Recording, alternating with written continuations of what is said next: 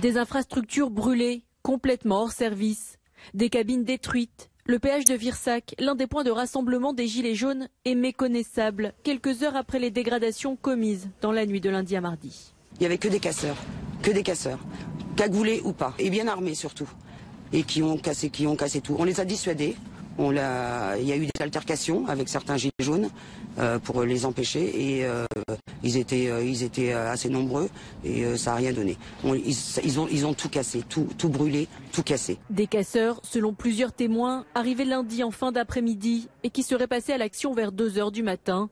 Dans un communiqué, Vinci Autoroute parle, je cite, de manifestants qui, après avoir forcé l'entrée des locaux techniques, ont saccagé et mis le feu aux installations.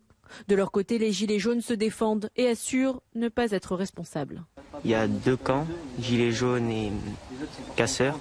Ils sont habillés tout en noir, sans gilet ou le gilet accroché à la manche, qui ont fait les dégâts qu'on peut voir là. Et nous, on y est pour rien.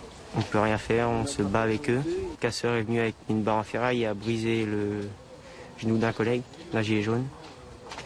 Du coup, on a été obligé d'arrêter et de les laisser partir. Des échauffourées que l'on voit sur cette vidéo tournée au moment des faits. Vinci a précisé qu'une remise en service rapide du péage était impossible, précisant qu'une plainte serait déposée contre, je cite, les auteurs de ces agissements inacceptables.